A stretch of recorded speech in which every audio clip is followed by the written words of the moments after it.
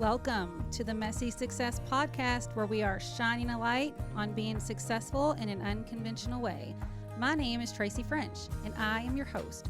I am a mom, wife, real estate agent, real estate investor, and real estate team leader. I'm joined by my friend and co-host, Jim Hill. We discuss how success in life doesn't always have to look the same, and we are here to prove that to you. Let's get started. Welcome Welcome to the show. Hey. So it's been, I feel like we took a little bit of a break. It's been 2 or 3 weeks since we've been at the table. You don't have to brag about it. Yeah. So life's busy. So we have the amazing Nikki Wagner with us today. Hey, Welcome. thank you for having me. I think those of you who don't know, and I didn't write out this fancy thing, but I think what most people who don't know you will think is, will think is super cool is that anyone who has watched the Netflix hit series Cheer, she has cheered for not only Navarro, but also Trinity Valley College, which was, pretty darn cool. Yeah. And our very own University of Louisville. She was a teammate of our very own co-host, Jim Indeed, Hill. she was. Yes, I was of her as well. Yeah. Yes. So I've Cheered learned together. you have 6 national championship titles as a cheerleader. And so you told me this morning you do have one. Trinity Valley did have one, or you went, that was third. Yeah, we got third. They placed third, which is why you went to Navarro. No, I'm just kidding. No, that is not why. So, and then you have a national title with Navarro I do. and 2 with the University of Louisville. Yep. And also with Gym Time All-Stars. Mm-hmm. So, okay. So what was the team called then? Was it gold? What was it then? It was just Gym Time Open. We're just we yeah. were just Gym Were Time you on that open team too? co-ed 6, yeah. Okay. And so now would that be what is Gym Time Gold now? No, I Chrome. think Chrome. Yeah, Chrome. Chrome. Okay. Mm-hmm. So basically at that point, was it also, because you know how right now basically U of L cheer is Chrome. Right. Was it the same? Yeah. Okay. I would say it was even more so. Yeah. Because back then, the younger athletes that came in, they didn't go off and do most of them, we were all on that same team. If you were on all girl or co-ed, you were on. That was just it. Yeah, we that didn't was have we didn't have all-star cheerleaders Yeah. come and join our team to Mhm. compete. It was just University of Louisville cheerleaders. So It's all because girl. we were that good. Yeah. True. True story. Yes, true story. Although Chloe would say different because she watched some of our national videos, which the quality Terrible. is trash. Trash. I can okay? imagine. And she was like, "So what's with y'all's music?" Oh, the music to me was so much better back then because I you could think so, actually too. you could use real Actual songs. right. Mhm. I do too. But she was like, "What is this music?" I'm like, "Chloe, this is 15 years ago, man." So why can't you? So I've wondered that too. I've not been in the competitive cheer game very long with my kid, but I have noticed that you don't get, because the music is what pumps people up a lot of the time. Once you hear when something breaks out and it's a song that everybody knows and it's got a good beat to it. Yeah. You don't. I mean, the music now. Is there a reason why? Is Yeah, it copyright or copyright. whatever Mhm. that they're not giving permission? Yeah. Okay. Well, that stinks. Yeah. We had some great music back in the day, and would be highly inappropriate today. But we had 2 girls on our team who were Middle Eastern descent, Netta and Tasha, I guess, and they went up in these baskets. When you throw the girls way high in the air, and the song was "Bombs Over Baghdad." It was hysterical. You could never. We'll probably have to cut this out. Oh yeah. But we do this. That was not intentional, right? It 100% it was intentional. It was intentional. Absolutely, yeah. No, we would. Oh, you all would get We would cancel do culture like no other. Oh yeah, Oh, my today. completely inappropriate today. But at the time, it was hilarious. The competition company made us change the music on day 2. Really? Yeah, even back then. Did you win? Of course, we won. We Yeah. never lost Mm-mm. as Never teammates. lost. Mm-mm. No. The 2 years that we cheered together, we never lost Yeah. ever. That's impressive. Mhm. We were just talking yesterday at lunch how I want my Riley. I always think my Riley. I want her to feel what it's like to win. She's never won. And, we got screwed last year with heart, by the way. But it's okay. We're not going to go there. It was a broken heart. We got screwed this year, too. So tell me about it. I mean, I was just talking about that this morning as well. We'll get back to that. We didn't even finish introducing you guys. Yeah, we didn't. Because that's not your whole life. Like, it's not your whole life. So the reason that obviously our daughters, I met you through gym time because our daughters cheered together. But what really got my attention was your social media presence is insane. And I am like, seriously, that I watched you. Can you see? I'm not good with Instagram, but you can see did you see how I was stalking you? No. Like every story that you put out there, because I used to be consistent with it with Facebook, but you are a beast when it comes to social media, and you reeled me in, no pun intended. But this was before Reels, I think. It was before Reels, yeah. But yours just so, I will say this, the go-go juice, you got me with that. And I remember we were at Cheersport last year, and I finally was like, I need some of that. Yeah. Give me, and you were like, I got it right here. Here's two. I have it with me everywhere I go. And then not long after that, which I didn't. So you're still Beachbody, right? Yeah. So, and that's kind of like your whole social media. A lot of it is geared towards helping women and others feel good about themselves and get healthy. Soon to be. Well, I'm sure there's many men. No, I mean, I have coaches that are men too. I'm just messing. Yeah. So. But you did such a good job. And then, once I started seeing you so much, and then I talked to you in person at the gym, but then I started to go back and I realized I love that you are so positive about loving who you are and the way that you look and not trying to fit the mold of what everyone else thinks that you should be and look. And you embrace your flaws, and that hit me big time. And I think it does with a lot of people because everyone thinks that they need to look like the picture in the magazine, or if you don't look like that, you're not doing enough. So I was like, oh, I love this girl. She is super real. And I don't know, that really caught my attention with you. And then meeting you in person, you're so fun and loud. And thank you. So I wanted to ask you this. How did you get into the whole Beachbody thing? I mean, it really was just on a type of whim. Joey actually went golfing with my upline, who is Joy Fowl, went golfing with his buddy Eric. And he was like, you should totally have Nikki start coaching with Beachbody. She's, totally into fitness. And I think that, and I mean, I'd kind of dabbled in Beachbody, in terms of working out and stuff like that. Right. And beforehand. So he was just talking to me about it. I'm like, I'll reach out and kind of just talk to Joy about it and see if it'd be something that I would be interested in doing. And so we talked about it. And, a lot of people are super nervous, when they first sign up and really get all in about coaching. They're just oh my gosh, they're almost deer in headlights. Oh my gosh, what do I do now? They're just frozen. So it's you have to really guide new coaches into just be you. Share your story. Everybody has a story. What's your why? Why do you do this? Is it just because, you want to lose weight? And for me it was different because it wasn't a huge it wasn't I started after having a baby and I had a huge transformation to share, So for me, she's always been hot. That's basically what she's. No, it is not.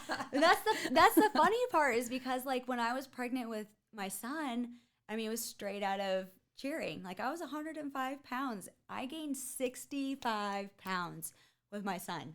Pictures, please. 65. I've got pictures. That's a lot for a 105-pound person. Yes. Wow. So, and I mean, carrying all that weight, and I was didn't work out. It was just not the healthiest pregnancy. I mean, I was fine. I was healthy. He was healthy, but I definitely was like, yeah, I'm eating for two, like take advantage, you know. And that's like one thing, like I wish I would have had Beachbody like afterwards, like after I had Jaden. And so like being able to relate to that, women just having babies or women who don't have huge, you know, like transformations, but want a community, because after cheering for so long, you know, like you have that family and you have a community, and then going from having such a large community of friends and people and then going and starting a family, you're just kind of like, well, you know, kind of lonely. Where's all my people? Or like, you know, and not even, you know, like, of course your family's your family, but I'm talking about like having like a community of people like around you, you know. I mean, realtors, you guys have that, like your team and stuff. Like having a team, you know, is something you've been a part of your entire life. Yep. So for sure. So when did you get in? To cheerleading? No, to Beachbody. Oh, I think it was 2019 of October.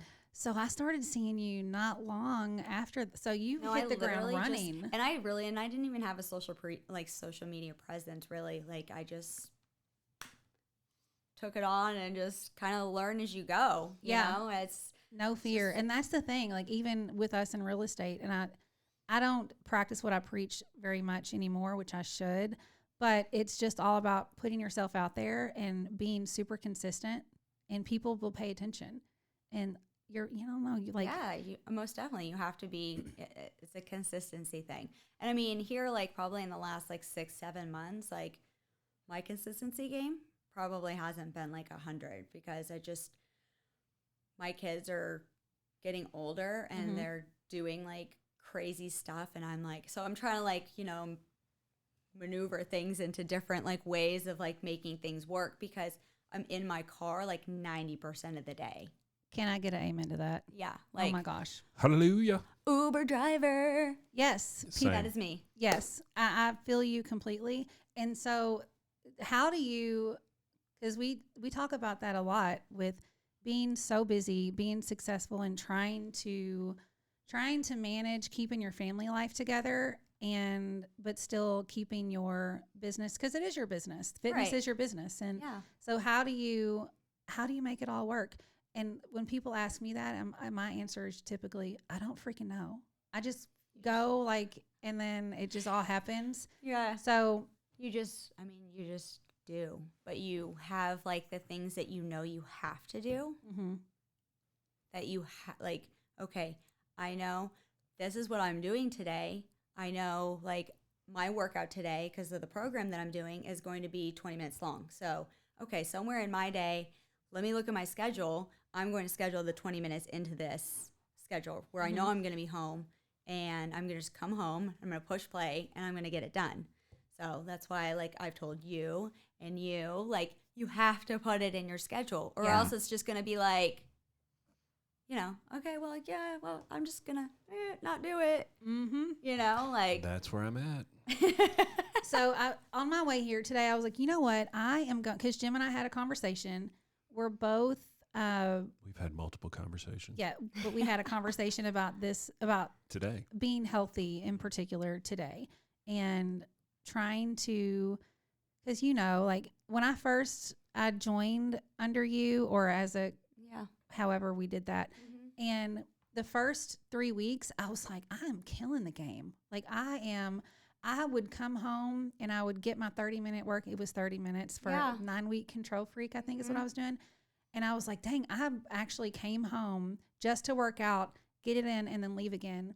And then at nighttime at 10:30 or 10 o'clock coming home from gym time, I'm like, just push play. Just don't sit down. And then, I was doing so well. And then until I wasn't.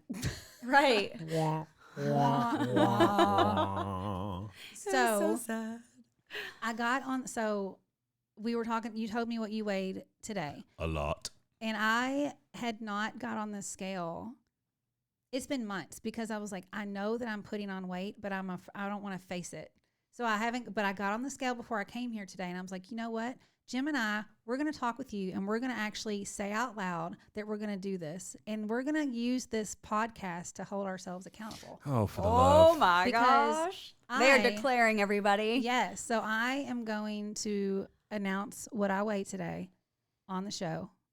I just want to state for the record, ladies and gentlemen, I am not asking this question. I know that is not allowed in the world of being a man. You do not ask a woman her weight. You do not ask a woman. A woman could also be 10, 11 months pregnant. Yes, I'm being facetious about and you still don't ask, are you pregnant? That is never, ever a question that you ask. Lord, But anyways. that's a true story.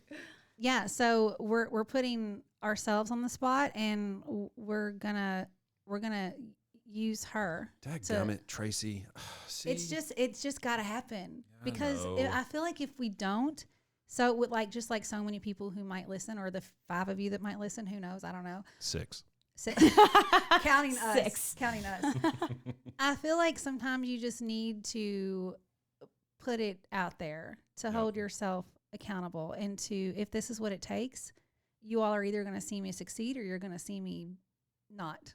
But that's okay. Right. That's the point, because there's not an end game. It's your journey. Like, it's not like, okay, this is when I'm starting and this is when I'm ending, because it's a lifestyle. It has to be something that you're integrating every day. It's not about, yes, it's about like aesthetically, maybe you want to look better, you want to tone up, but overall it's about your life, like how you feel inside. Like, what do you want to do? Do you want to be able to climb mountains with your kids when you're 60 years old? You want to be able to go hiking? You want to be able to do all those things like when you get older? Like, I mean, that's really the end game. Like, absolutely. That's so funny, because the other night I couldn't fall asleep, and I was laying in bed thinking about, like, you know what? I was thinking about this, like, getting back in shape or whatever. And I was like, you know what? I need to set a goal for myself. In 2 years from now, I need to tell James, the coach that we cheered for. You're going to join the team again. In 2 years, I'm going to join the international level 7 team. And I'm sitting here, like, playing this out in my mind, because, like, I can't do it next year, because I'm still – it's going to be a long journey to get back where I need to be. And then my arm started hurting again, like when I was just laying there in bed. And I was just like, I don't know if I could do this or not. But it would be kind of funny if you saw it. I would be 44 at that time. Oh, my gosh. Can we please make this happen? Please. There's a literally long way to go. The stunts that they do nowadays, like, that's another thing Chloe and I were talking about. Yeah. I'm like, she was like watching our stuff, like whenever our stunts, and she was like, yeah, they weren't hard compared to now. Like when you watch the stuff that we did, like it's not hard at all. So like, the stuff that they do now is stuff that we were experimenting with when I got done. So I was done. So Netta and I remember this like it was yesterday. So 1-to-1s was not really a thing back then. So what that means Can is, you like, explain? Oh, yes, there you that's go. exactly what I was going to do. So there's this thing called a rewind, and it's where, the girl and the guy, they're both standing in front, the girl in front of the guy on her feet, and then the guy, she jumps, he tosses, she does a full, like a back tuck, and then he catches her in the air. It's called a rewind. So a 1-to-1 is that same stunt, but the guy is only throwing with one hand and then catching with one hand. So, like, the throw is one arm, the catch is one arm. So, and I remember after Nationals in 2006, we were in the gym just playing around, and Netta and I started doing – Netta was the name of my partner. She's fantastic, one of the best partners I ever had. Yep. We started doing 1-to-1s, and they were, like, hitting easily. And I was like, dang, I'm done now, but, like, this is a really hard skill. And then there was another one that was called a double up. And so you've heard of a full up where the flyer spins one time. Well, a double up is she spins twice before you catch her in the air. And we were doing that. And I was like, daggum, I'm doing some of the hardest stunts. At the time, that was like, those were like the hardest stunts. Yeah, those were the hard stunts. Maybe that's why your arm's hurting at night.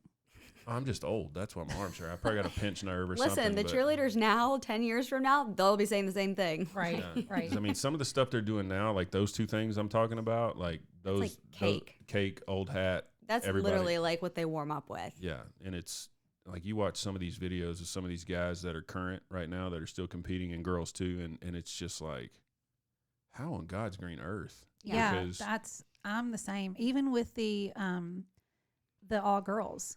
I'm like amazed by what kind of athletes they are. I mean, they can do the same stuff that us co-ed stuff. Crystal's closest to the game. she's probably still could do some of this stuff. We were just talking about that this week. Whitney could totally. Whitney Love. Yeah. She's ridiculous. Oh yeah, she helped Riley with a few lessons. You referred me to her, I think. I did. She is a twisting monster. Her baskets are insane. I've seen a bunch of her YouTube videos or stuff that she puts on her stuff. On her Facebook. Yeah, and her Instagram. Facebook. Mm-hmm. Yeah, but the stuff people are doing now, Yeah, like Gabby and Colin, like it's crazy. I watch them and I'm like, I could never.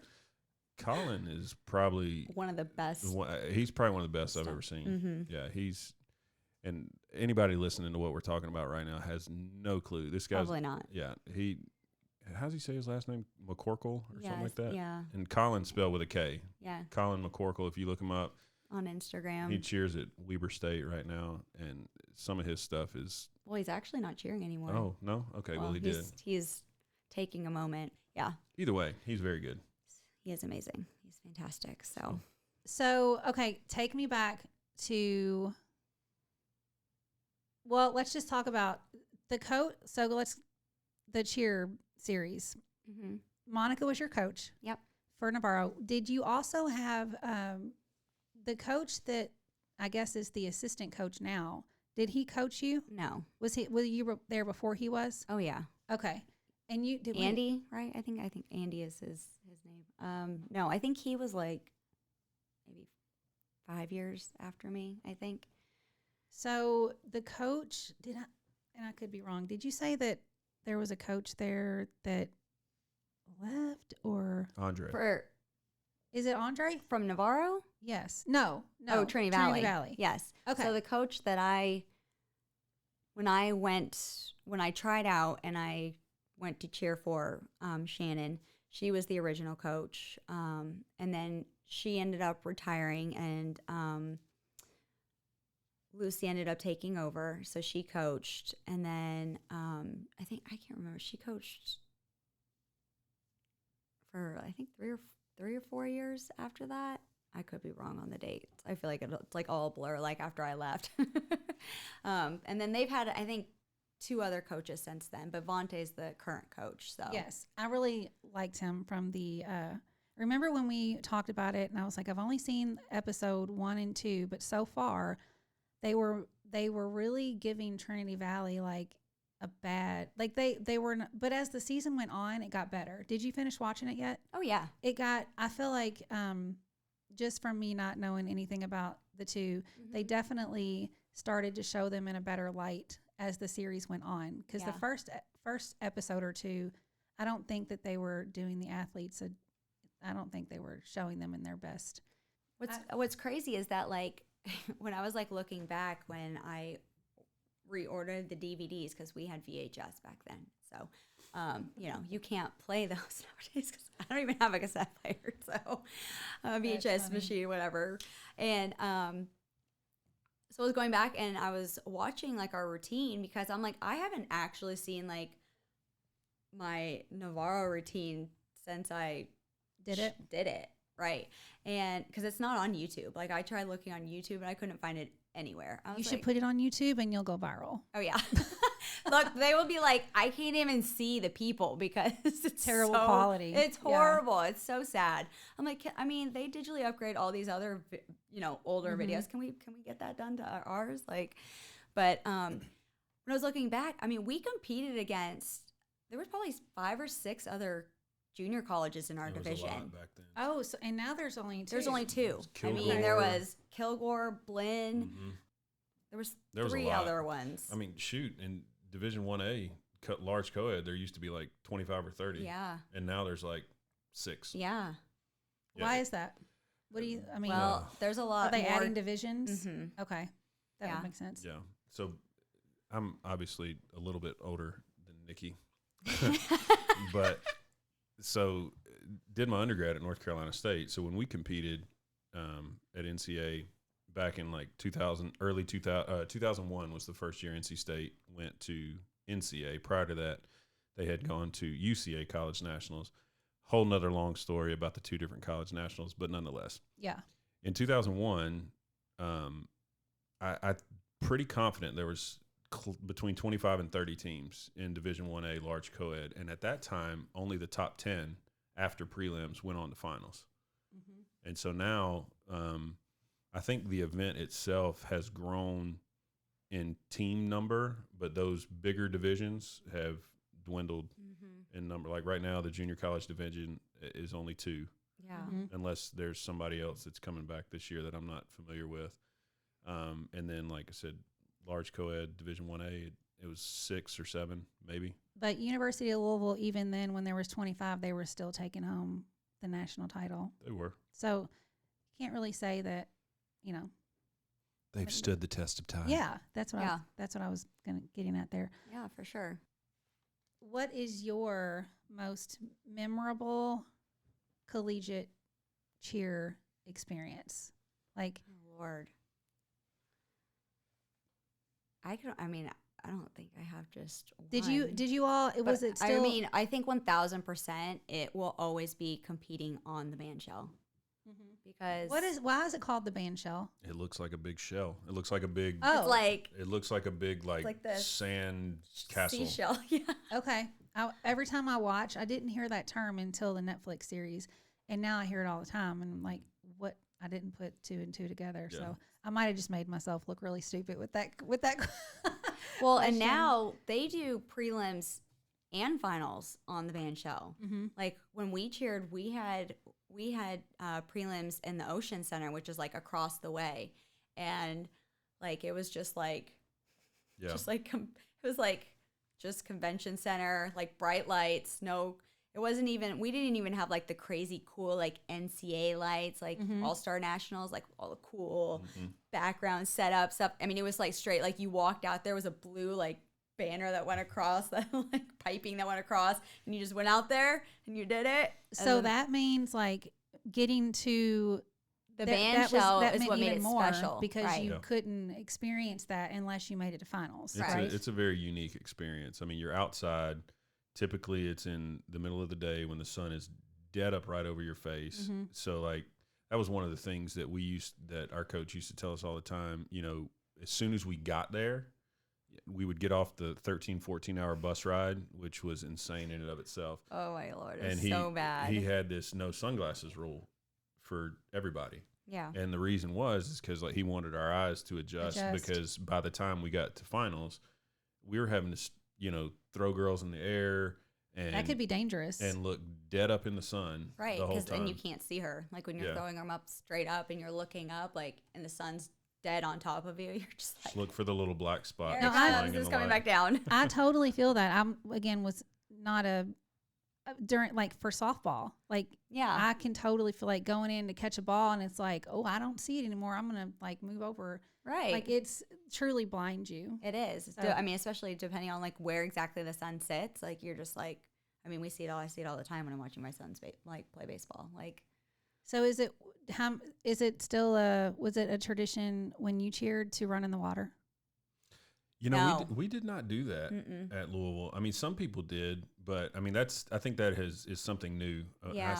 I say new, but it's been 16, old. 17 years. You're old. Isn't that crazy to think about? Like when we first cheered together and won in 2005, it's 17 years. Yeah. God, I mean, it's insane. But no, it wasn't really like a thing. And you're going to do it again in 2 years from now. No, not for the University of Louisville. No. You're going to do, you've already put it out there. And we're going to tell James and Misty, you're going to do, like I said, that I was co-ed laying in international bed. level 7. I was laying in bed. It wasn't a dream. It was kind of like a nightmare. Like it's not. Okay, well, I'll be on the sidelines cheering you on because I don't think my spine would be like, yeah, girl, go ahead. No, there is a lot that would have to happen. Like if I had a trampoline, like I could totally do back tucks on there. Like no toe back all day on a hard floor. That's another thing. Like I tell Chloe, I'm like, that was what we did. Like we competed on dead mat. Like we didn't have springs. I'm like, that's another thing that I think I talked to you about that. Of course, I'm going to let my child decide what she wants to do, but now All-Star is full spring floor, but then you've got high school and college that is not a spring floor. Right. So, which makes no sense, but that's neither here nor there. it's 1,000%. That's one thing that has my daughter Riley kind of questioning, gosh, do I really want to cheer for high school? It's, it is hard on their bodies. It's really hard on your body. To be on a dead floor and do all of that. And it kind of stinks because I'm like, I really, really want her to experience high school, like with cheering at games athletics and stuff and like yeah, that. I want her to experience that. But I also, on the flip side, completely understand how, especially doing staying in All-Star and doing that, it's tough. And I have, like, all the athletes that do it, like, hats off to them. Yeah. But I don't know, like, why is that? Why do you think that they don't? There are some people that think that the spring floor is more dangerous. And, I can't imagine how that would be the case because, I mean, for example, and that was the other thing. Sorry, I'm going to tell kind of two stories in parallel here. So the Ocean Center down in Daytona, concrete floor, and then the carpet bonded foam right on top of it. That was it. Yep. It's concrete floor. Like, imagine at the event that you guys just went to in Atlanta this past weekend, imagine if those stages weren't there and all that, like the carpet bonded foam, like the cheer mat, Right on the concrete floor. That's it. That's what it was. Yeah. And you had back then you had the tumblers and people doing what's called double. I mean, you know what a double full is. They would flip and twist twice, and they would do that on a dead floor. That's not allowed anymore, correct? Not allowed anymore, no. In college? Correct. Okay, that's what I thought. Correct. Yeah. But, I mean, there are people out there that deem spring floors to be unsafe. There's also, I guess, a group of folks, and part of it is accessibility, because not everybody has accessibility to a spring floor. That's what I was thinking. If you can't afford one, it's not really a fair playing field. Right. In terms of high schools, I mean, a ton of high schools don't have access to spring floors unless they're practicing at an all-star facility. And, but yeah, I mean, we grew up, I mean, even as I competed in all-star, I competed on dead mat across the board. There were no spring floors. And, and your knees are still holding out. You're okay. Oh, well, I mean, jumping things like, burpees and stuff like that. Yeah. But yeah, I mean, when we compete on the band shell, like that's really like our version of spring floor because it's on a stage. So, I mean, that's like there's like a little bit of give. So that's something that like our tumblers and stuff like that weren't used to. So we would have practice after finals, to go over to the band shell and the tumblers work through the floor to see, to get the feeling and stuff like that. And that's a hard thing. So not only are you on a completely different floor type, you're competing outside in the sun. Like it could be breezy, it could be hot. Like it was always hot, but it was unfriggin' believable, especially after you hit your routine and you know that you just won. Yeah. God bless America. I think everyone should experience that feeling. Well, you need to go to Louisville then. Hey. Or Navarro or TVCC or something like that, yeah. Yeah, or there's other great schools out there. I'm just biased, obviously. We're all, yeah. I'm a U of L dropout, but I'm still a fan. But I don't know. I'm kind of living. I don't want to say that I'm. What's the word? Living vicariously through my daughter. But I was one of those that I cheered in high school, but 6th grade, 7th grade, and 8th grade, I tried out for the cheer team at no middle school, and I didn't make it any of those years. And every single one of my friends did, and I was devastated every year. But I still kept going, and then finally my freshman year in high school, I made the cheer team, and I cheered through high school. But it was never on the level. I never could get the tumbling thing. I could stunt my face off. I was a base. They weren't lifting me up. But I just, so now with Riley being in it and being so competitive, it's like I kind of feel like I'm kind of living through her a little bit. But I don't put any pressure on her. I don't know. Right. But anywho. Well, that's, I mean, when I got to my senior year, so in high school, I cheered varsity my freshman and sophomore year. We didn't have all-star cheerleading. So I'm originally from Portland, Oregon. So I was a part of the very first all-star program in Portland, Oregon. Oh, wow. Yeah. And, I mean, we are like 5 years behind. Like, what program is it? Thunder Elite All Stars. Oh yeah, I know Thunder Elite. Yeah. Like back in the day, like we were like at least 5 years probably behind. I mean, we would keep up like with the West Coast and stuff like that, but like Texas and Kentucky, just it doesn't even hold a candle. Like when you're on like the West Coast, you're just like, it's like a whole different ball game. But so I mean, my senior year, I was done. I did junior high, high school, and I was like, yeah, I don't know if I want to do this. And my dad was like, you're going to cheer in college. He was like, you will regret it if you don't. And I'm so glad that he did, That's so make funny me you go. say that. My dad did something similar when I was done at NC State when I graduated there. I think he could tell that I wasn't mentally and emotionally, I wasn't done. Mm-hmm. And there was a year between when I graduated from NC State and then when I came to Louisville, and he was very encouraging, surprisingly, at that time. He's like, you need to do it, and I was like, all right, I guess I will. All right, now. Hard now. Yeah. So I did. Yeah. And here we are. And you got another, one ring with Louisville? Two Well, at Louisville. We never lost at NCAA. See, that was the cool thing too. Like back then, you didn't travel around and do a whole bunch of stuff and quote all-star. Yeah. So like, I mean, we would do performances and things like that. But we went to Dallas in 2005 and 2006, and at the time it was called Open Co-Ed 6. That's what it was called. So now there's 7 levels. It would be 7 now. We might be international. Yeah, it would whatever probably it's be called international. now. But it was Open Co-Ed 6, and we could put like 40 people on the floor. I mean, there was a ton of us out there. Wow. Like a small army. It was fun though. It was a a lot of good fun. time. did you all love the Super Bowl halftime show as much as I did? Absolutely. Absolutely. So 1,000%.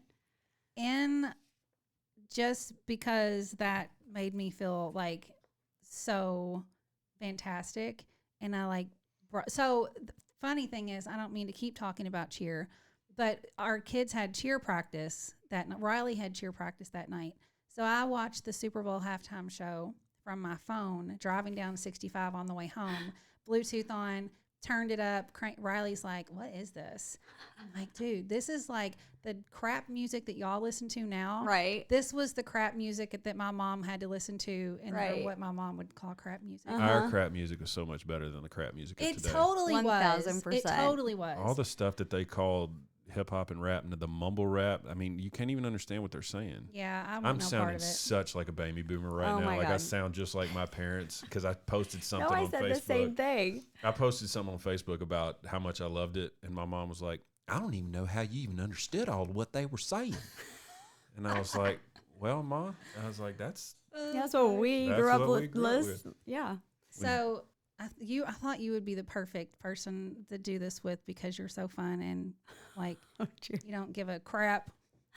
So I am going to I'm gonna do my best to just say the words without accidentally saying them in the tone and then you guys, as soon as you pick up on what it is, you have to like jump in and start.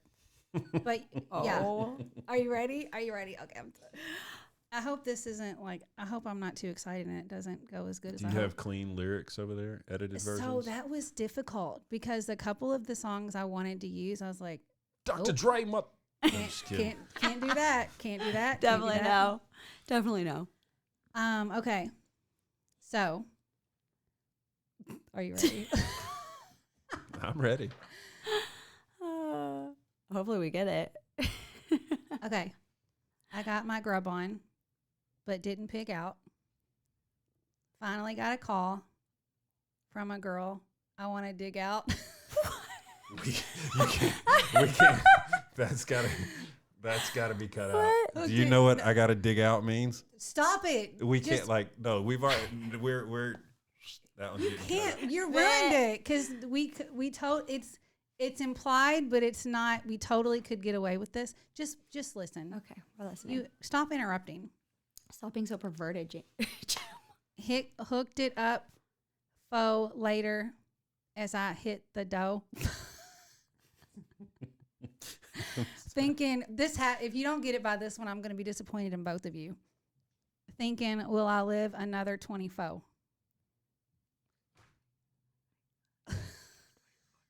I literally got nothing. I gotta go because I got me a drop top. What? Look, he's like, You know, don't you? Jim, I'm so disappointed. Really? And if I hit the switch,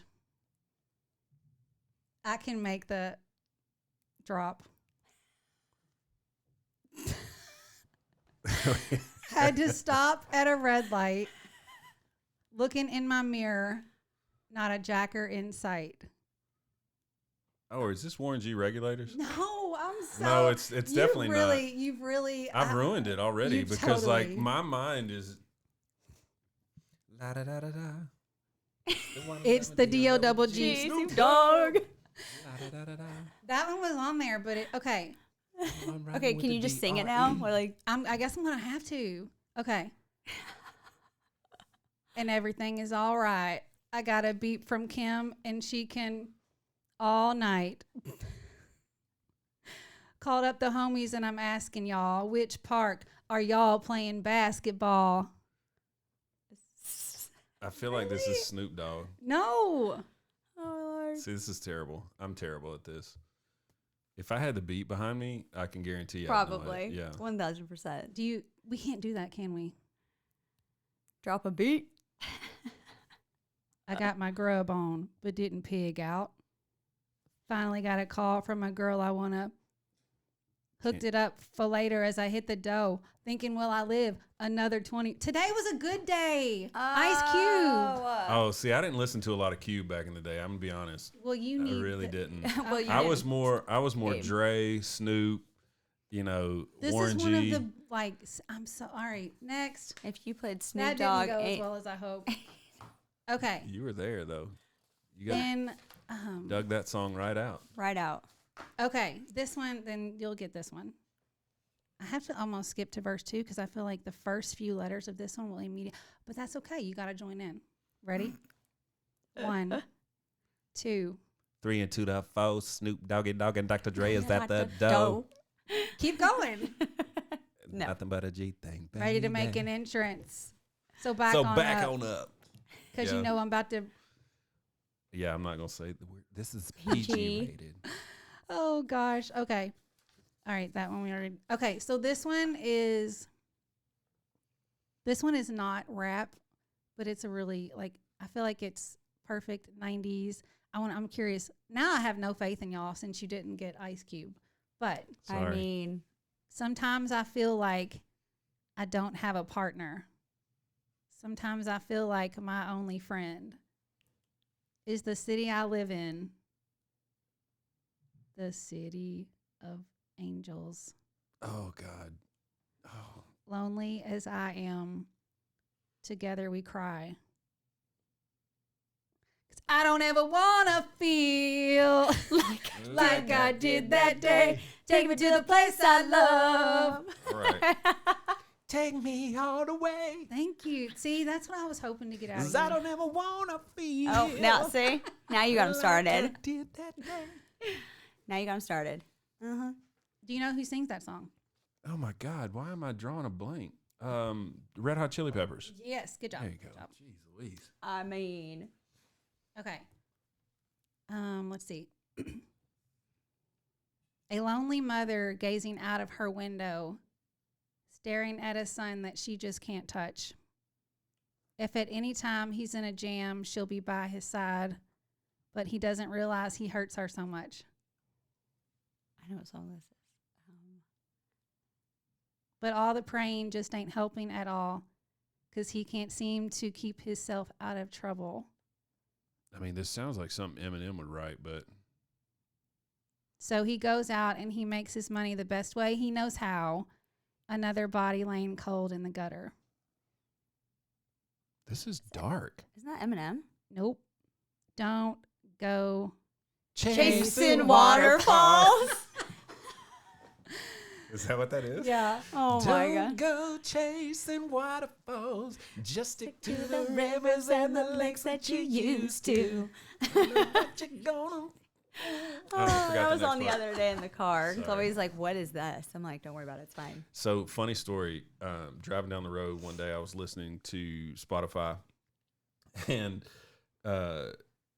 lights, you know that song, when the lights Go down in the city. So yes, Lola, my daughter, was in the car with me, and she loves that song now. So when it's just her and I, she's like, Daddy, you play lights? And I'm like, yes. And she'll sing it. It's fantastic. that is a great that's song. awesome. Yeah, it's fantastic. So that reminds me, we went to San Francisco maybe 5 years ago.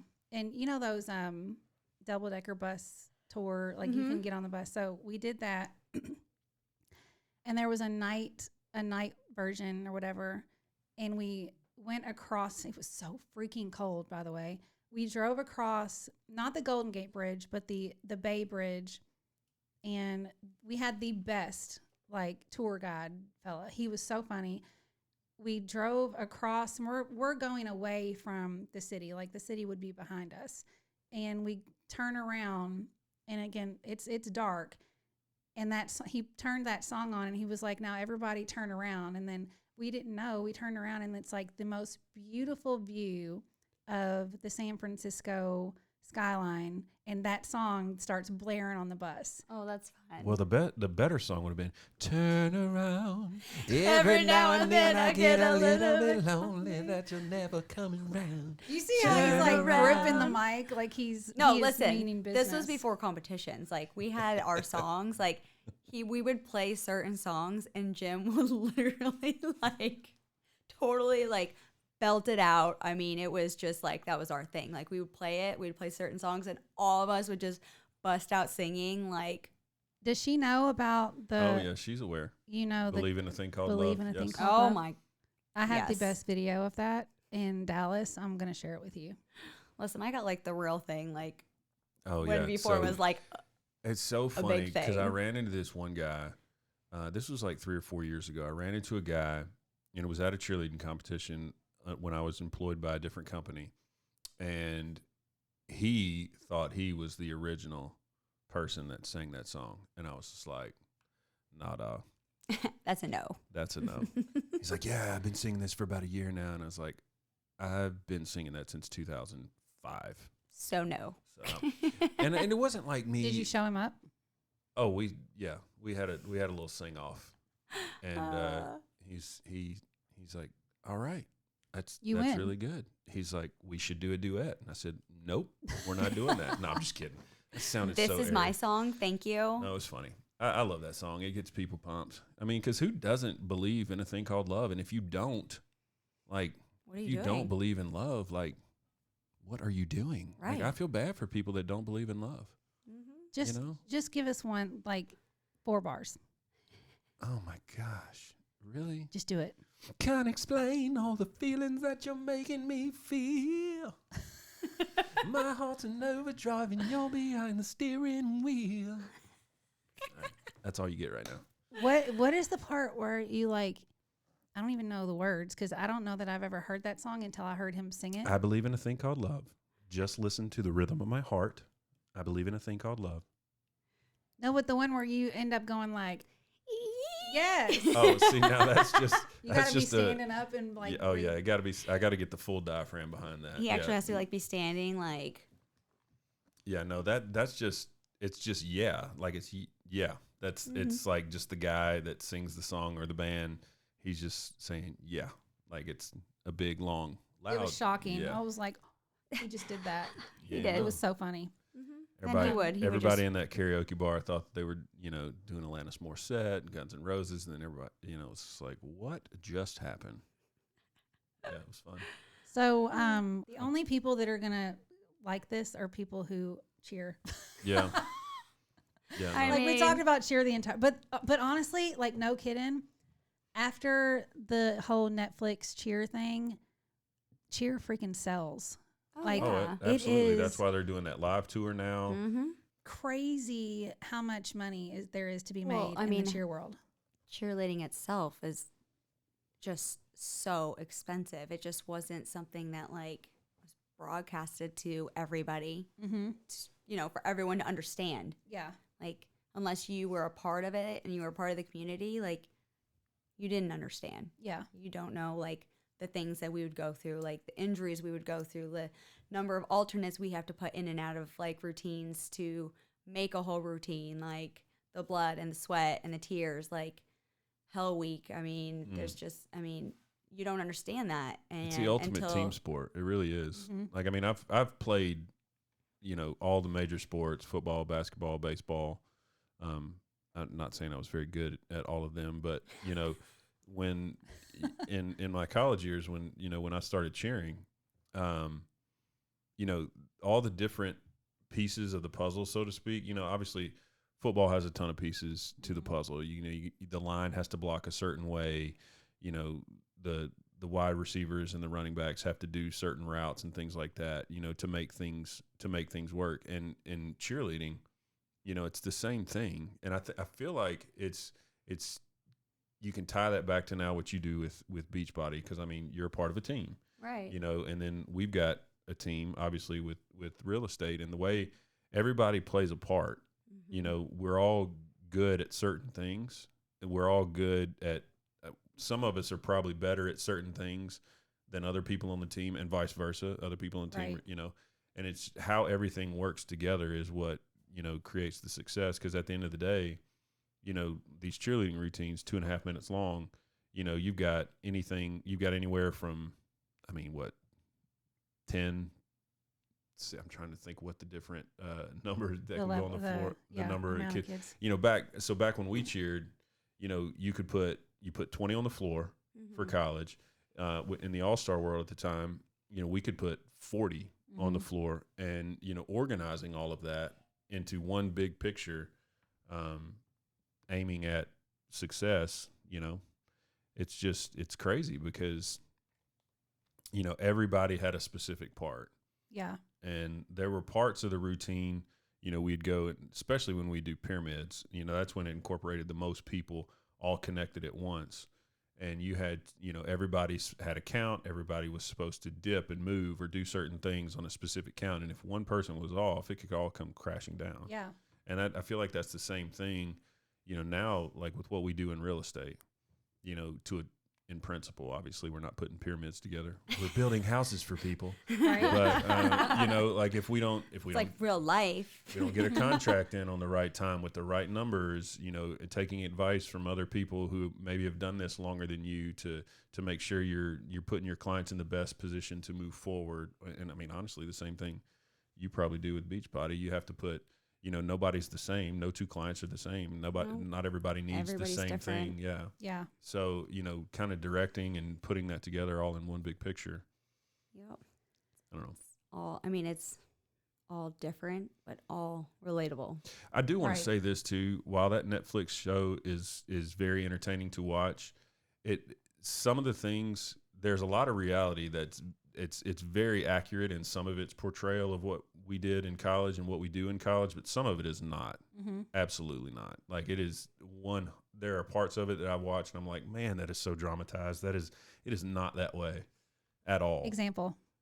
Well, like for example, like in this series, I believe it was more in the beginning how there was this perceived super hate between Navarro and Trent. It's not that way. Yeah. It's really not. Like, yes, you're competitive. Right. Yes, you want to beat the other team.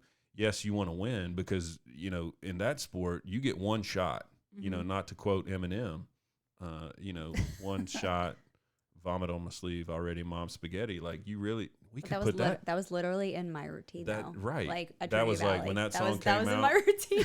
When that song came out, it was like back when we can use real music. Like that was like in everybody's routine because you really did get one shot. Yeah. But like it's just not that way. I mean, you know, yes, you wanted to win, but you know, there was not this over dramatized hate. Yeah, it was. That's out there. That's kind of what when I talked to you about it, that they focused on that so much, almost to a point where it made the kids look bad. Oh yeah. You know what I mean? Like it made them look like bad sports. But I was glad to see that as it went on, they did get away from that a little bit. Yeah.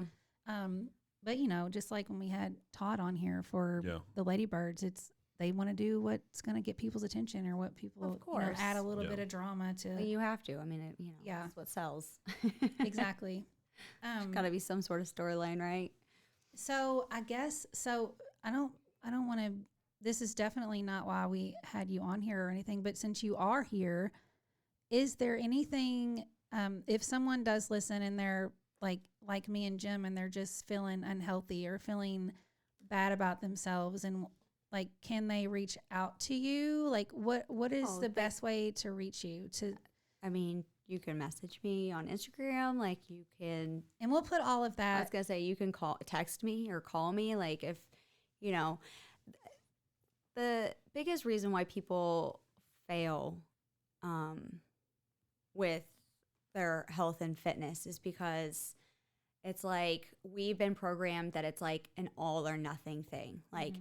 Like diets and fads, like you have to eliminate this and you have to not do this and you have to do this and you don't have to do this. Like, you got to do 45 minutes of cardio like every other day. Like, it's not like that. Like, you have to take baby steps, and it has to be something that you're going to be able to work into your lifestyle. Like, like I was telling Jim, I'm like, okay, so what is your daily routine? Like, what do you eat? Okay. Like everything. Okay. Everything. Right. So let's take something that you normally like. Okay. I'm super hungry. I haven't eaten. I need to go and get this. Snickers.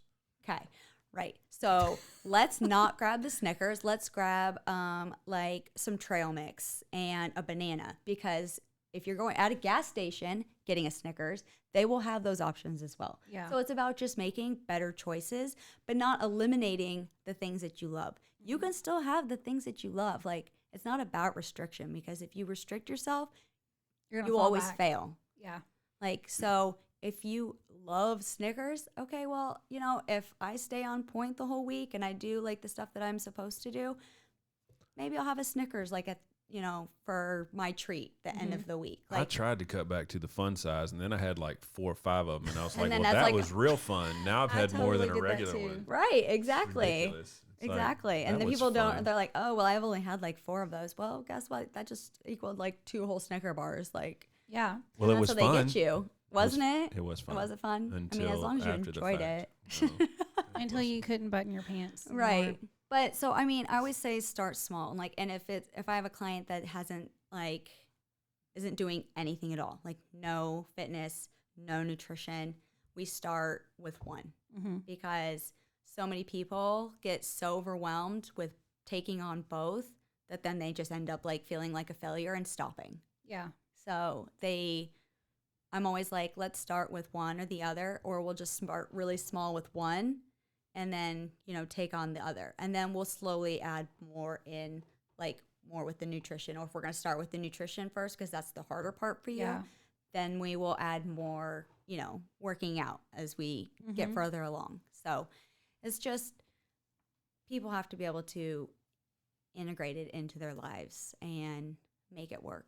I think that's the biggest part. That's the biggest struggle for me. And you and I talked about this a little bit. So back when we were young, I mean, obviously when you're younger, you can do almost anything, you know, and not worry about, you know, the repercussions As much.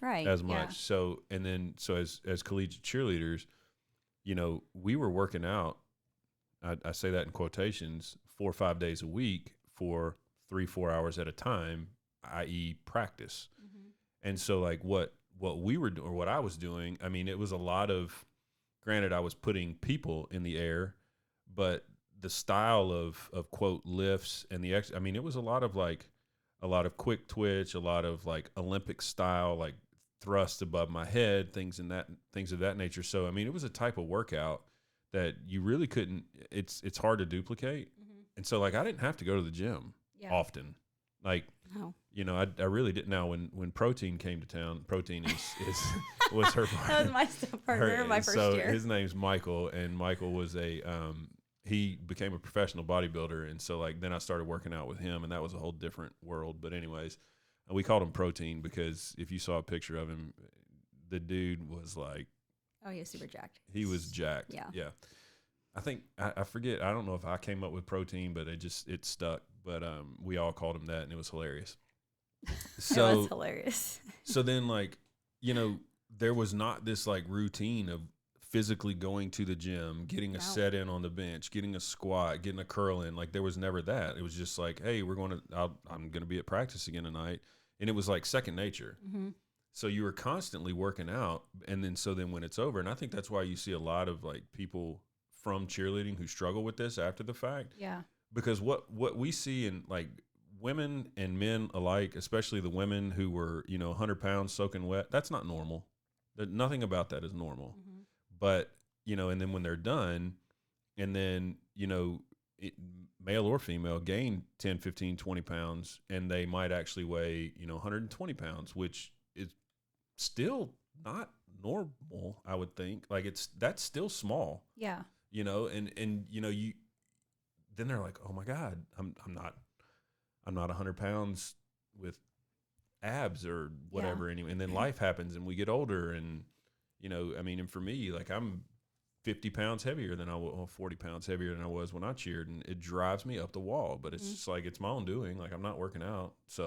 But to touch on that, because I have trained clients who had just come off of like retiring from cheer or dance, and I have to explain to them, and I'm like, your body now like is going to be completely different than it is when you're cheering. I'm like, that's a Division I athlete body. Like that is not like your everyday lifestyle body. I'm like, that's something that you're going to have to mentally ingrain, because you're so used to like being a certain way and looking a certain way for so long, because it's literally been like your lifestyle. Yeah. Right.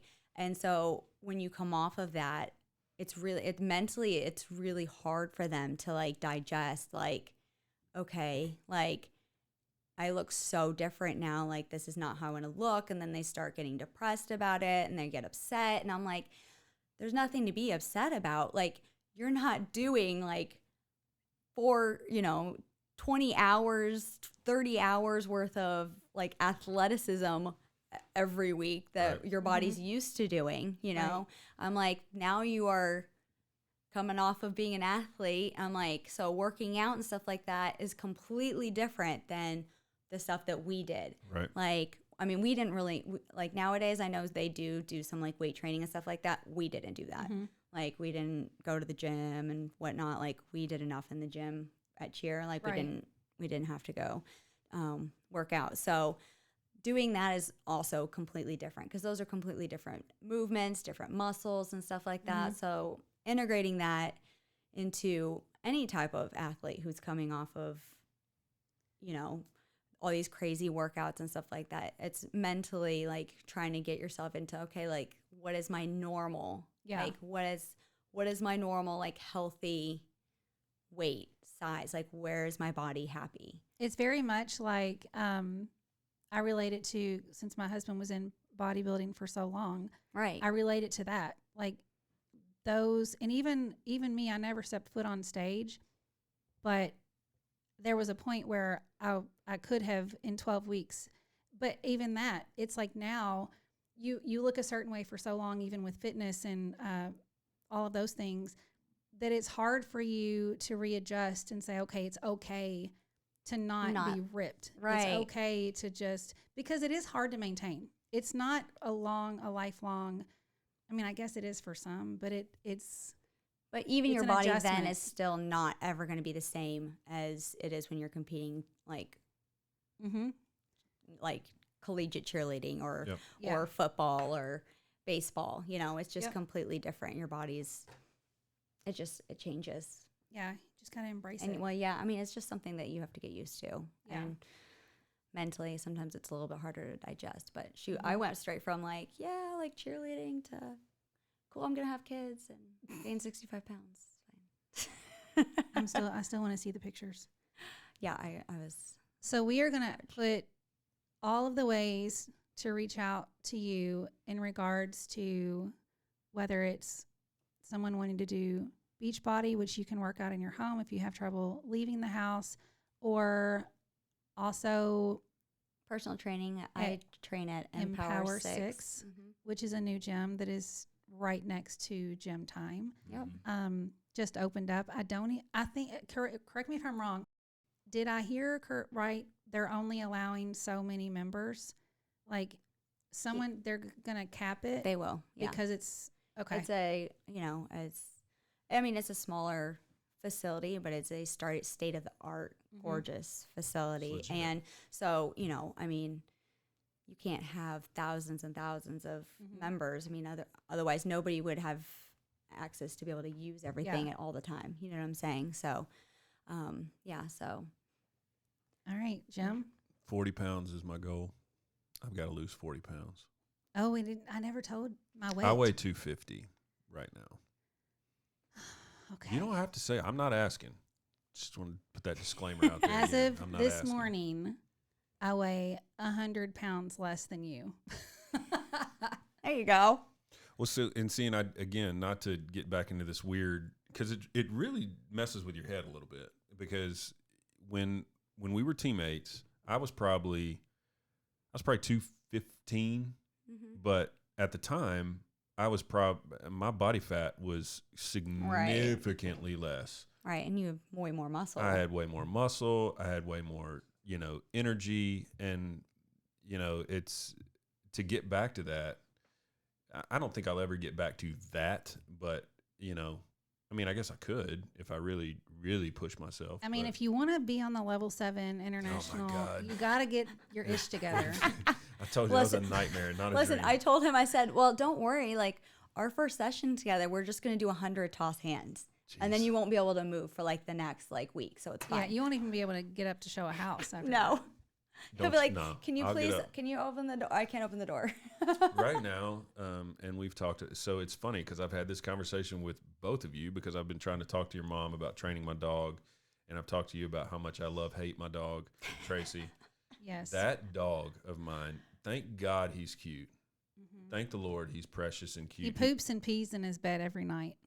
He did not this morning. Progress. Right, but you know what I did? I took him out at like 12 o'clock last night for the last time. When is the last time he's having any food or water?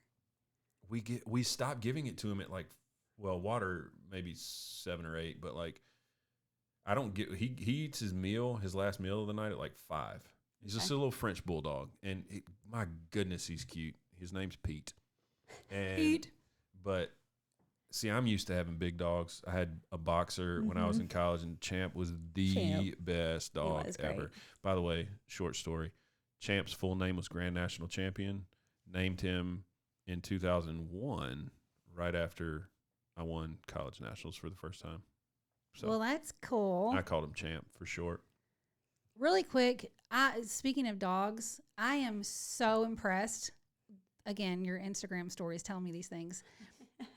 Oh, with her dogs? Dude. Yeah, it's her mom. You're like, well, her too, but it's her mom. You open the door and it's bedtime, and the two dogs scurry down the steps, and one gets in this cage and one gets in that cage, and then it's it's nighttime.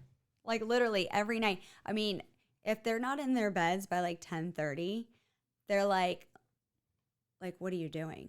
They look at me like, God, what's happening? I'm like, are you ready for bed? And Charlie's like, yeah, that's my little female Bernadette. She runs towards the basement door, and she's like, yes, let's go. I'm ready to go. And she's not kidding. Tails wagging, they're they're excited so to go to bed. And yeah, they're so excited. It's hilarious. Pete, but not so much. Yeah. And if he's still peeing and pooping in his crate, then he probably has too much space in his crate. Well, that's the thing. We actually lessen the space. And he's still pooping. He's still pooping where he sleeps. Who does that? Who poops where they sleep? Only an idiot. I haven't done that in a very long time. No, I'm just kidding. Golly. I mean, it's been at least probably 42 years since I've done that. I wasn't born yet at that point. But anyways. Oh, gosh. So my mom will probably be like, he's not getting any more meals. You're going to hand feed him. God bless America, that dog. Yeah. I'm very blessed. My mom is a fabulous dog trainer. Does she live here? Yeah. She's the regional pet trainer for PetSmart. I guess I just assumed, since you weren't from here, that your mom didn't live here. Yeah, no, my mom lives here. She lives Maureen, in Taylorsville. Wonderful lady. Yes, she lives in Taylorsville. So she followed you here. She did. We didn't talk about so much. We just got off. We didn't talk about how you got here, what brought you to Louisville, do we have how you time met to your do husband. Dude, we we'll have to just have you back next week. Okay. Or we could split it up. I don't know. Yeah, like that's the problem with us. We just get sidetracked and then we just start talking about all these things. And we just start conversating, and then I guess we probably should start with that. Like, how did I even like end up here, right? Because most people are like, that was in my plan. Well, like, what's funny is that most people are like, oh, so you and Joey went to college together, and I'm like, no, like You didn't? No, he's 5.5 years older than me. So he's my age.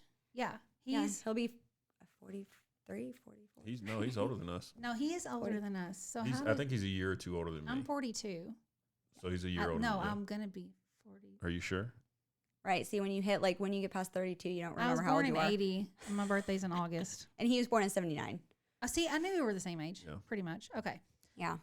So most people will be like, oh, like you and Joey. I'm like, no, like he's a lot older than me. I'm like, I know who you came here with. Who?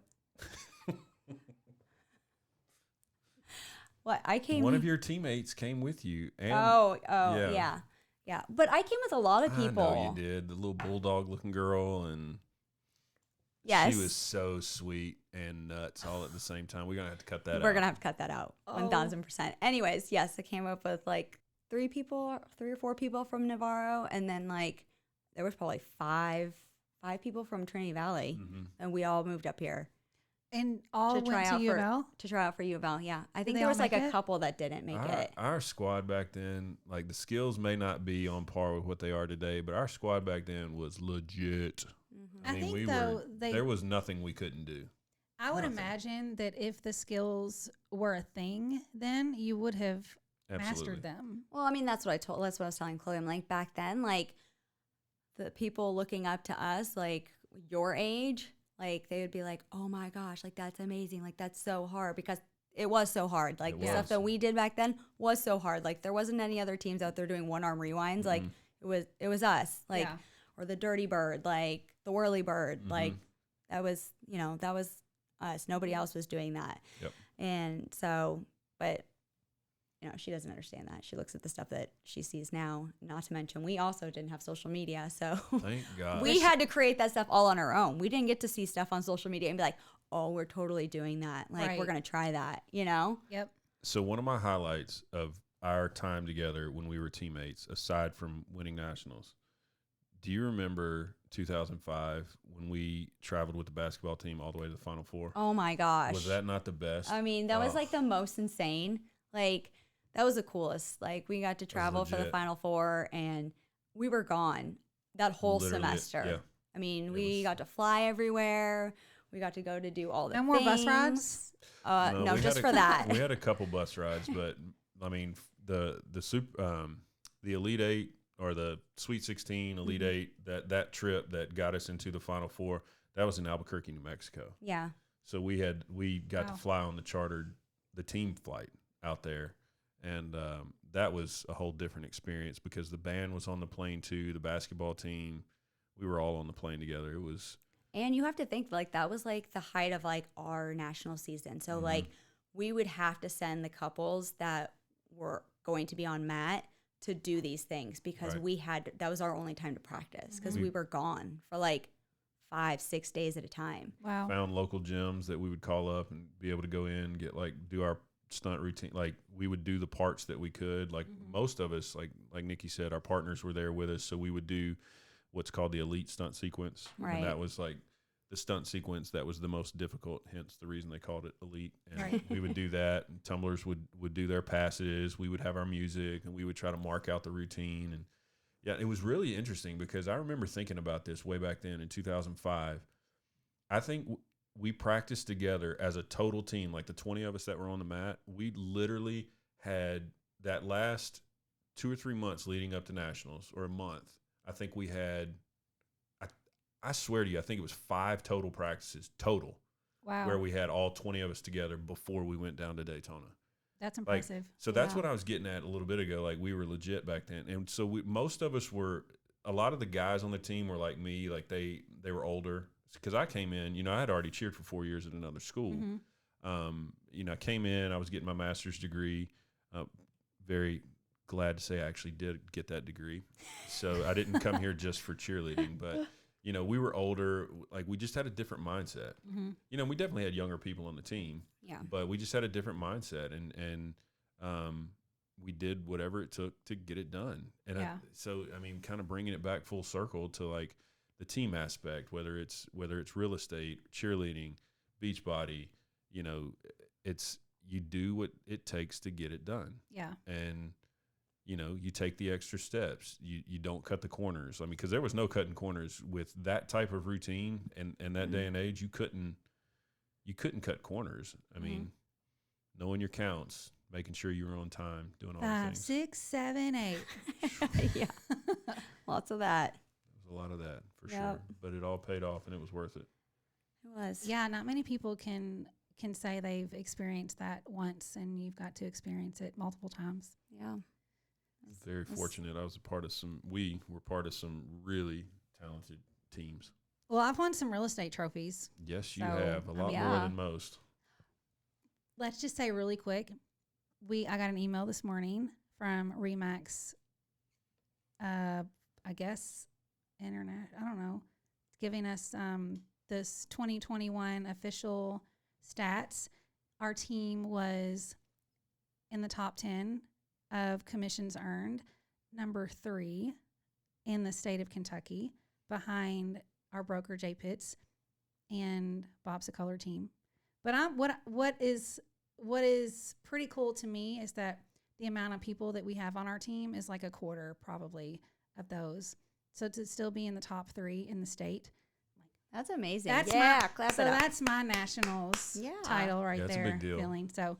I mean, absolutely no disrespect to those other 2 teams, but you're right. Like, oh no, the number of agents that they have on those teams compared to us.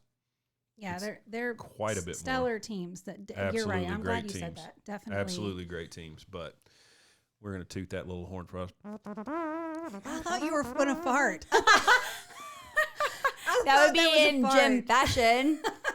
I mean, there's more room out than in.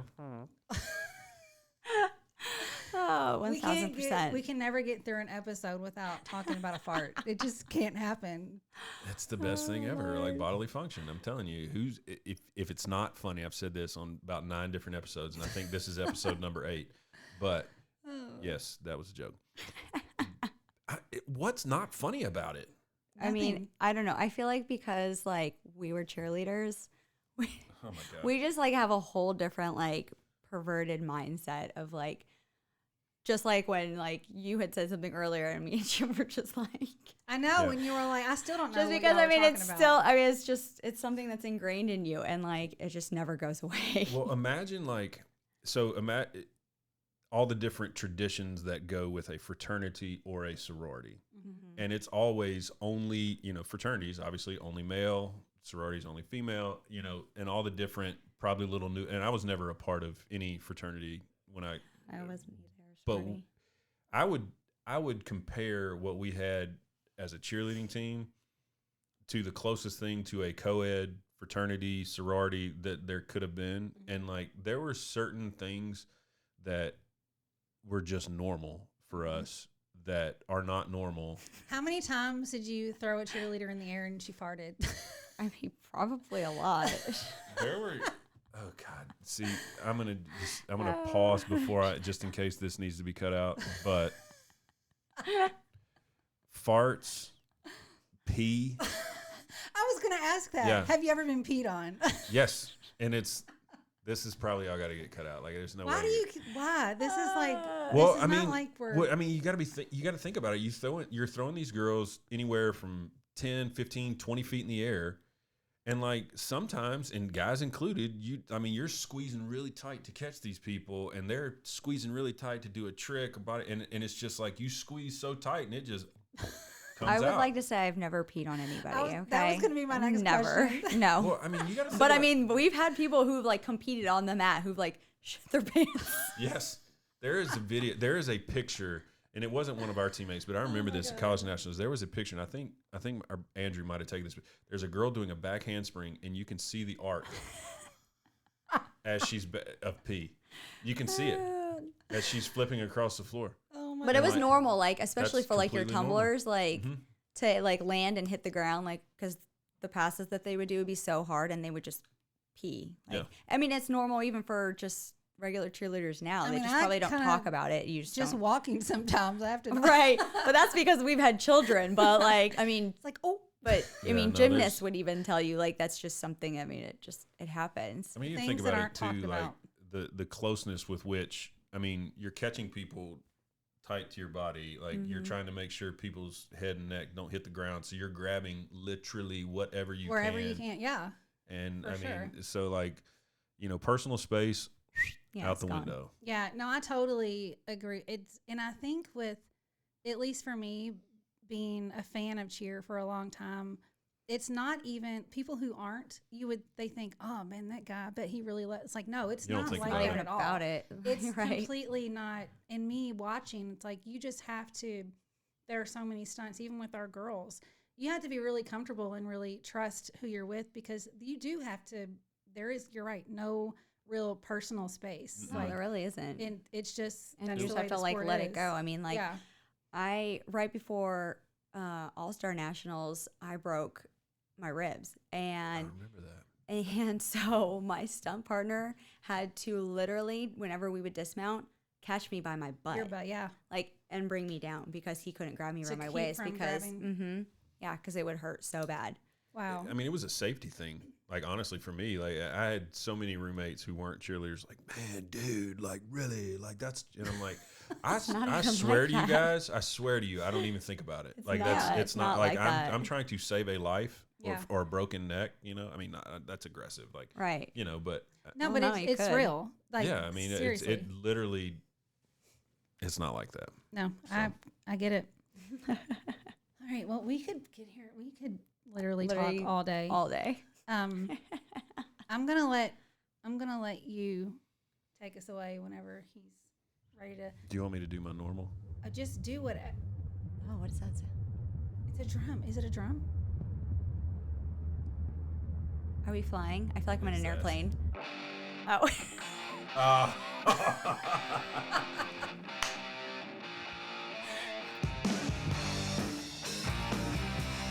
Oh, we are really doing this. I can't explain all the feelings that you're making me feel. My heart's in overdrive and you're behind the steering wheel. I can't believe we're doing this. We're here for you. We're your hype girls. Touching you, touching me. We're gonna cut it out. Touching you, yeah, you're touching me. I believe in a thing called love. There's a chance we can make it now. We'll be rocking till the sun goes down. I believe in a thing called love. Ooh, ooh, ooh. So if you were wondering what it was ever like, That was 24/7. Before And much louder. we went on Matt. That was amazing. That was it. We were all like, "What is that noise in our ears? last What is happening?" last story. Okay. So again, I was old. I remember this like it was yesterday, and I think it was Tasha who said it to me. I'm sitting on like one of those Gatorade coolers, like the ones that you can get the little nozzle at the bottom you get your drink out of. And I must have looked like I was about ready to fall asleep. And she walks up to me like we were about to go on the prelims, and she's like, "Are you okay?" And I was like, "Yeah, why?" She's like, "I mean, like you're so calm right now. Like, is everything okay?" And I'm like, "Yeah, everything's just fine." She's like, "You're not nervous?" And no. Well, should I be? She's like, "Well, I'm just like freaking out. I'm freaking." And so obviously, again, I think Tasha was a freshman at the time, and I was like 24. I was grown and old in comparison to all that. And I just looked at her. I was like, you know what? I was like, at this point, if I ain't got it, I ain't gonna get it. Right. Yeah. I was like, I mean, we've been practicing this routine for how long? I said, unless you know something that I don't, We gotta go out there and believe in I each was other. like, Let's do this. we're gonna go Right. win, and we did. So Yeah. anyway, small story. So there you go. Yeah. That was the best ending that we've had since we started this podcast. Thank you so much to Andrew for throwing that in there. Yes, thank you. Thank We live the you glory days. for Nikki for coming and joining us today. Thank and you for laughing having with me. us. And keep I will just say, keep doing what you're doing on social media because people are watching. I am watching. You. Even if I'm off the wagon, I'm still watching every day and saying, you know what, tomorrow's going to be the day. But for real, tomorrow's going to be the day.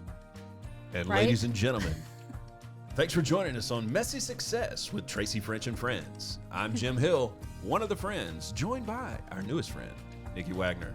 Thanks, guys. Thank Stay you. classy, Louisville.